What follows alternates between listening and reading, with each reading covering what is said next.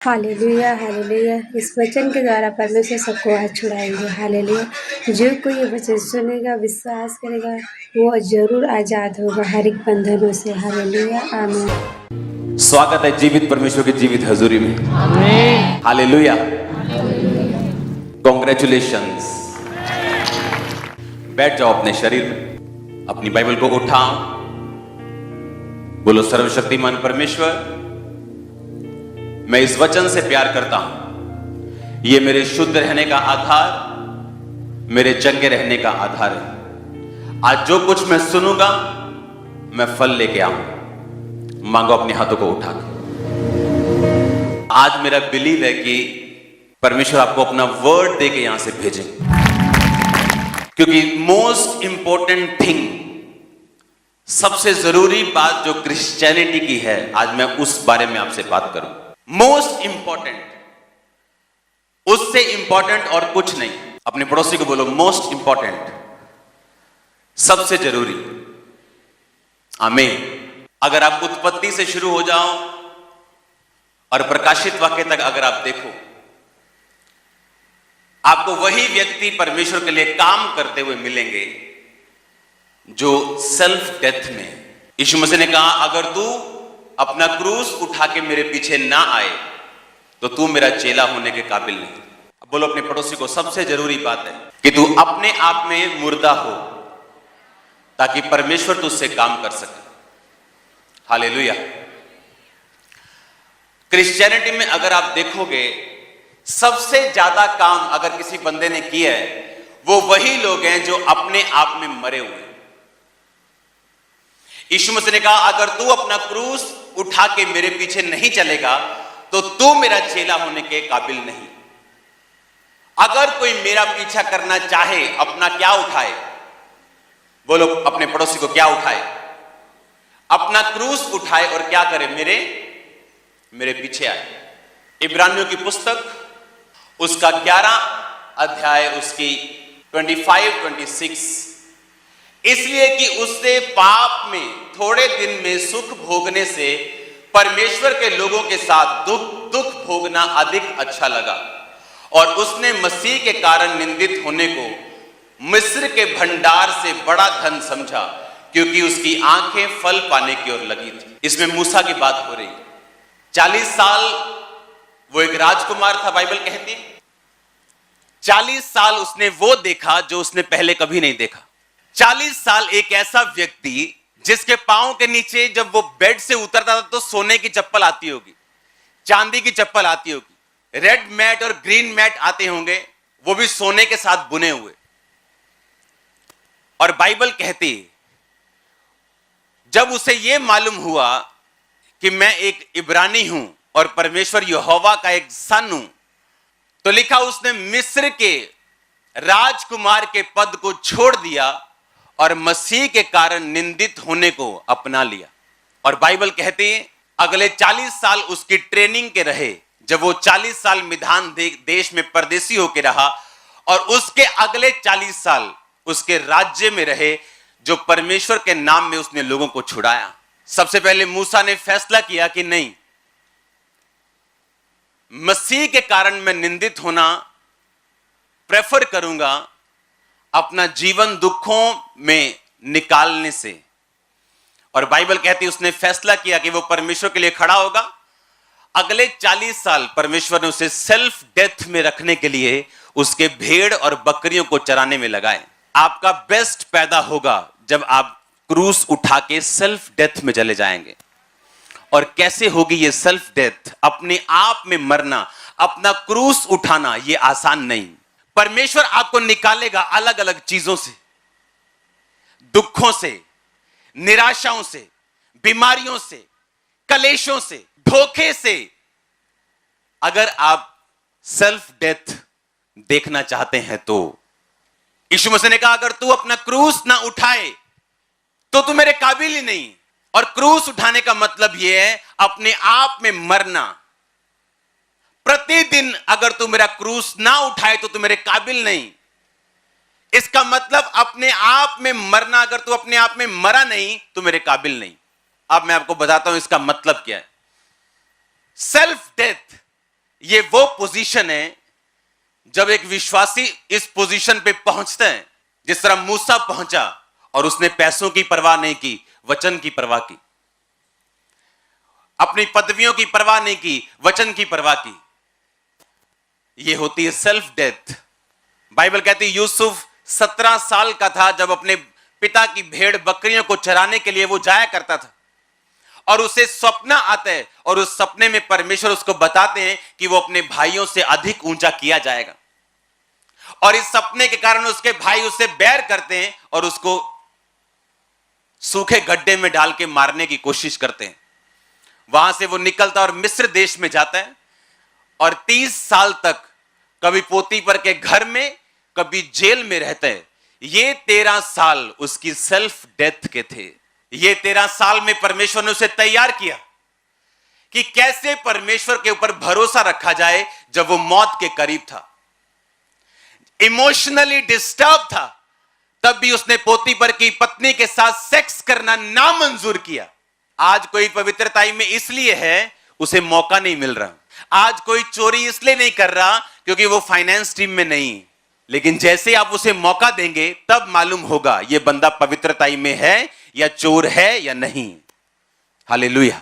और लिखा वो 13 साल इमोशनली डिस्टर्बेंस में, अकेला, घर से दूर, जहां गया वो भी दुश्मन। पर बाइबल कहती 30 साल का होकर जब वो प्रधानमंत्री बना, 110 साल तक जीवित रहा। मेरी बात को आज ध्यान से सुनना। अगर आप जीसस क्राइस्ट को फॉलो करेंगे, अपने आप में मर के आप परमेश्वर का ध्यान रखेंगे, उसके वचनों पे चलेंगे, आपका कलेश तो छोटा सा होगा पर आपकी महिमा सालों की होगी यीशु मसीह के नाम में। दूसरा कुरिन्थिया 4 उसके 16 से 18 आयत। इसलिए हम हियाव नहीं छोड़ते, यद्यपि हमारा बाहरी मनुष्य तब नष्ट होता जाता है, तो भी हमारा भीतरी मनुष्य तब दिन प्रतिदिन नया होता जाता है। क्योंकि हमारा पल भर का हल्का सा कलेश हमारे लिए बहुत ही महत्वपूर्ण और अनंत महिमा उत्पन्न करता है। हम तो देखी हुई वस्तुओं को नहीं परंतु अनदेखी वस्तुओं को देखते रहते हैं, क्योंकि देखी वस्तुएं थोड़े दिन की हैं और अनदेखी वस्तुएं सदा बनी रहती हैं। 17 आयत को मैं दोबारा पढ़ूंगा। क्योंकि हमारा पल भर का कलेश, हल्का सा कलेश हमारे लिए बहुत ही महत्वपूर्ण और अनंत महिमा उत्पन्न करता जाता है। हमारा थोड़ा सा कलेश कहता अनंत महिमा को पैदा करता है। जो आपने सह लिया परमेश्वर में आके, आपने परमेश्वर के वचन को त्यागा नहीं, क्योंकि आपके रिश्तेदार यही चाहते थे कि आप उसके वचन को त्याग दें।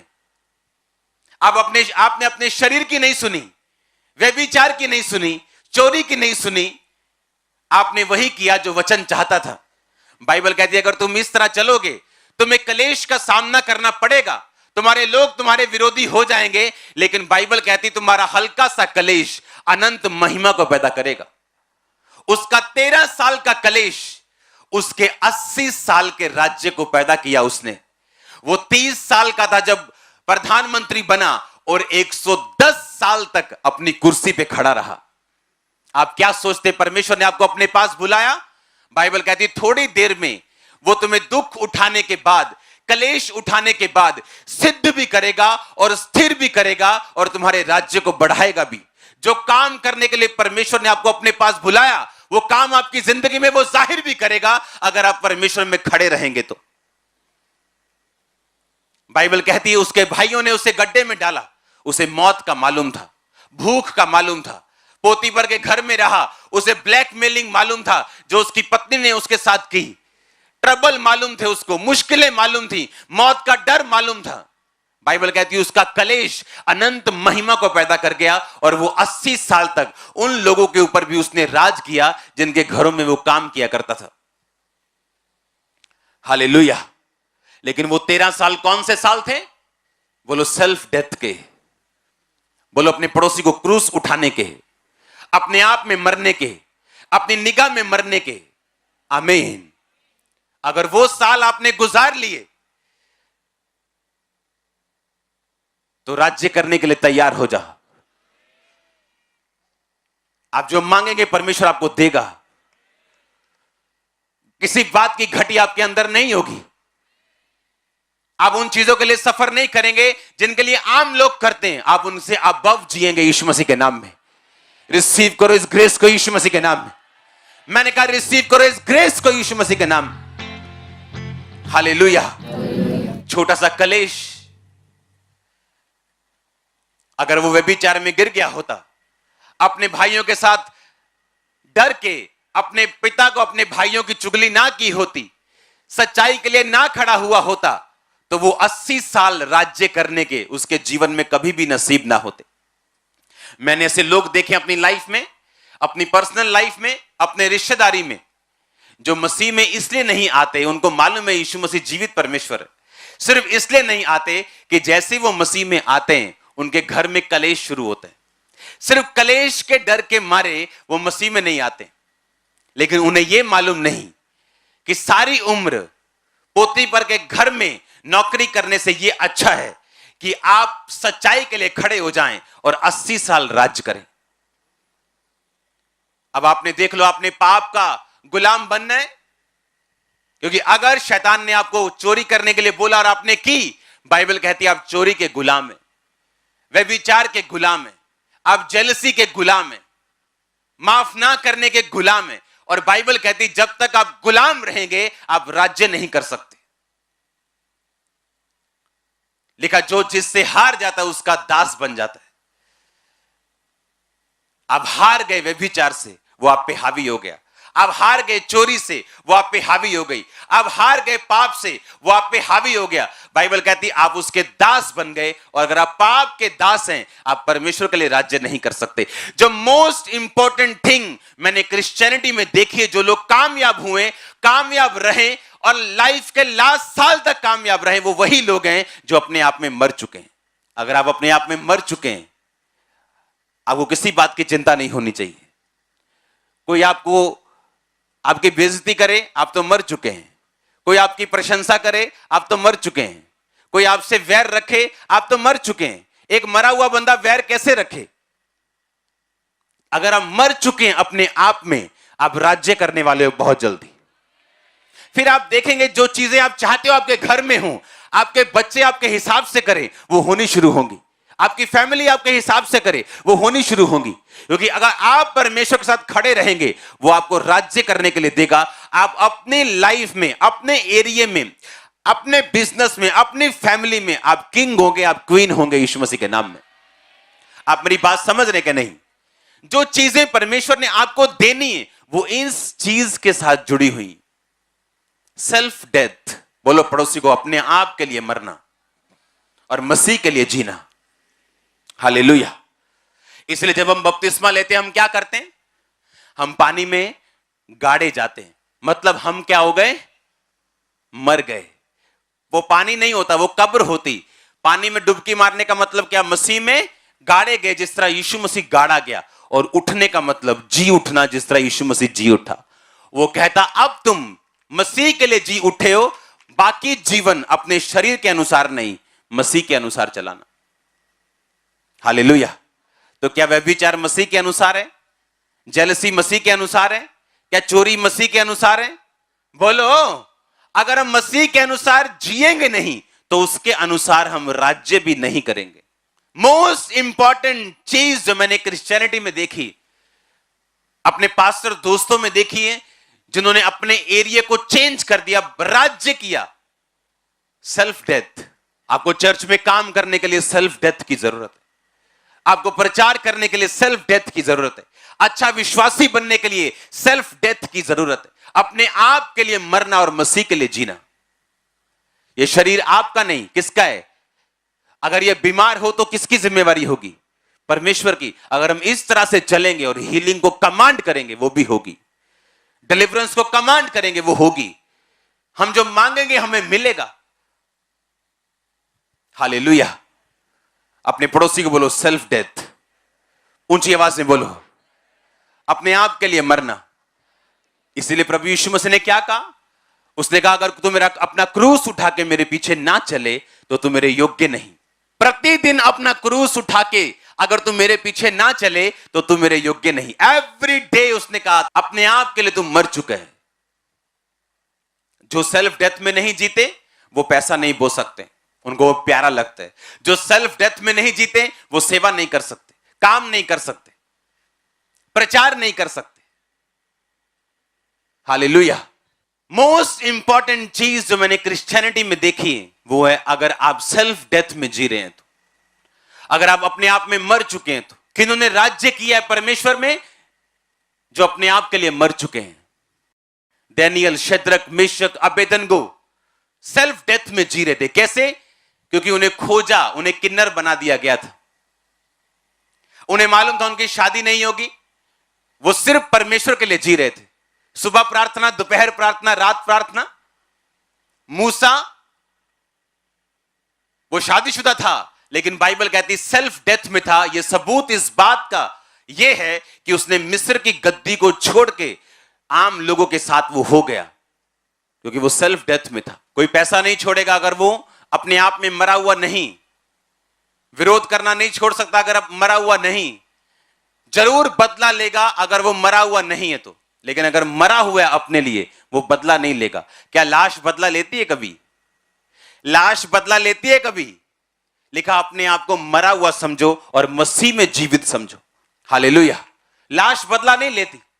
लाश प्रशंसा करने पे हंसती नहीं, ना तो बुरा मानती। परमेश्वर ने कहा तुम मसीह में जब बपतिस्मा लेते हो तुम अपने आप के लिए मर गए और मसीह के लिए जी उठे। अगर इस तरह से जीवन जियोगे, इस आकाश के नीचे का कोई भी शैतान आपको डिस्टर्ब नहीं कर पाएगा। अगर इस तरह से आप लाइफ जियोगे तो परमेश्वर वो कर पाएगा जिसको करने के लिए उसने आपको अपने पास बुलाया।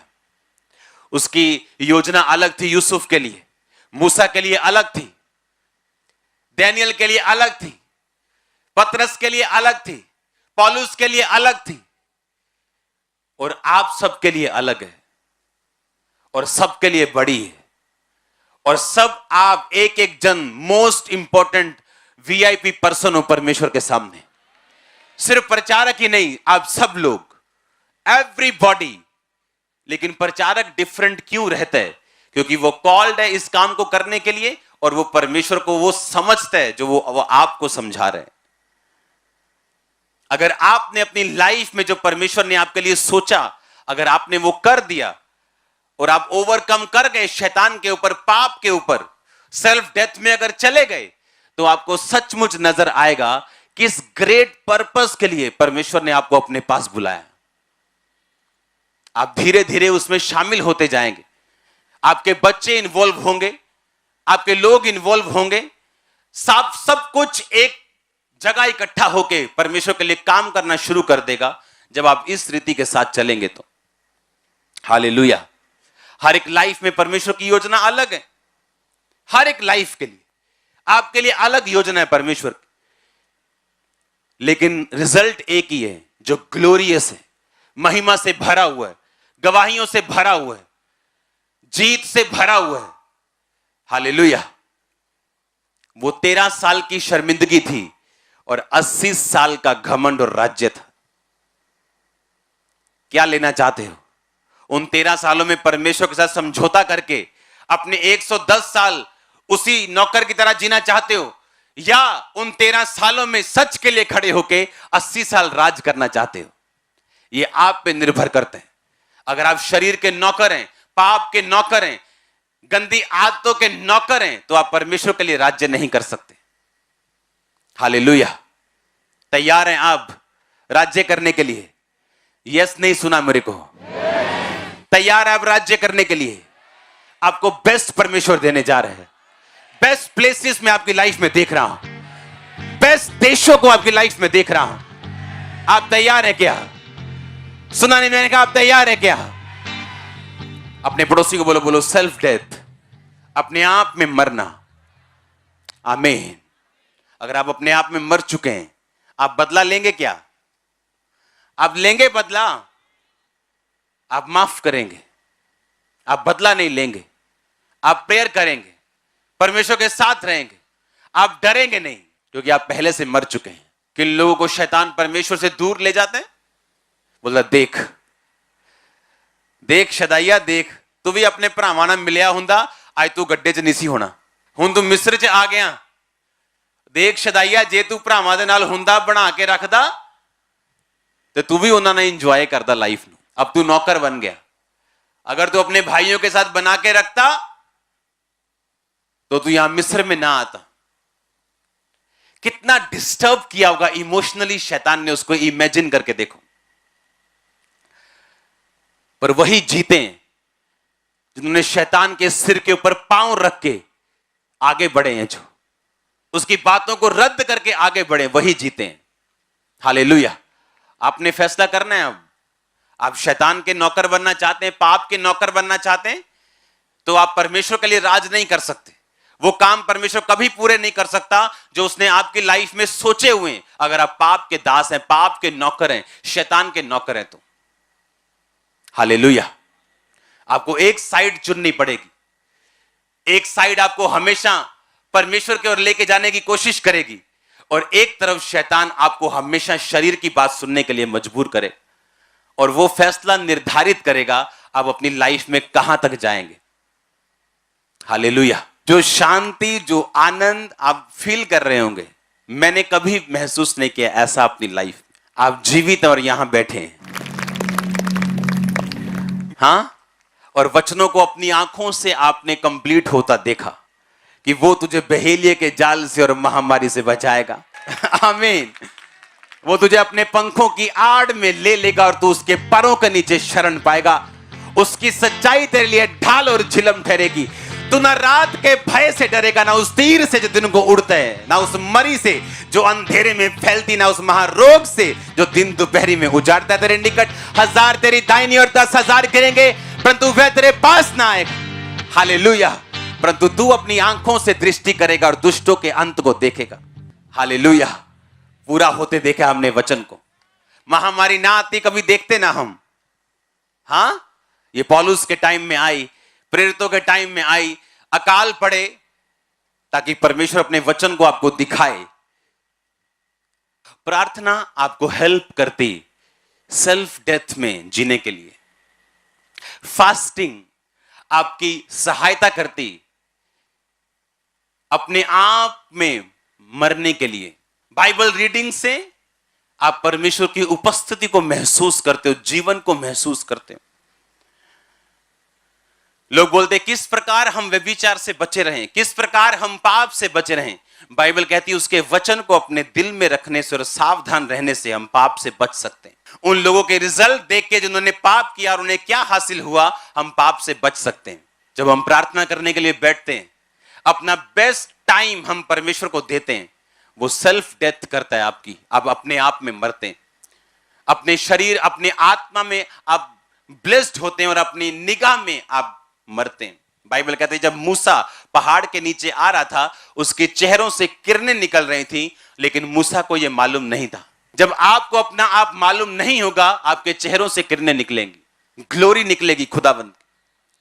आप प्रेयर में बैठेंगे, अपना टाइम देंगे, जब आपका बेस्ट सीरियल लगा हो रहा, जब आपको किसी दोस्त की याद आ रही, सब काम याद आ जाएंगे जब आप प्रार्थना में बैठेंगे, क्योंकि शैतान जानते हैं जैसे आप प्रेयर में बैठेंगे आप सेल्फ डेथ में एंटर करेंगे।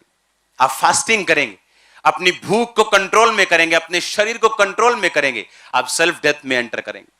और जब ये होगा, परमेश्वर दुखों को यूज कर सकते हैं, निराशा को यूज कर सकते हैं, किसी भी चीज को इस्तेमाल कर सकते हैं।